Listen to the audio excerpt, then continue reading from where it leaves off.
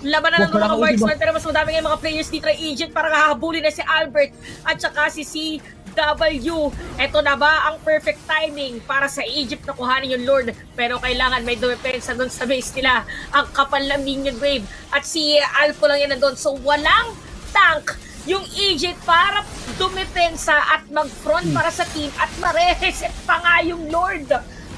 Muntik na matapos yung game actually, Chantel. Katiting na lang yung HP dito ng base ng Egypt. Kapit Alpo! Naging intense yung laban nito. Maro! Papapatay ng 1-1 pero nandiyan Oh, no! yung stage. Umabot yung Indonesia!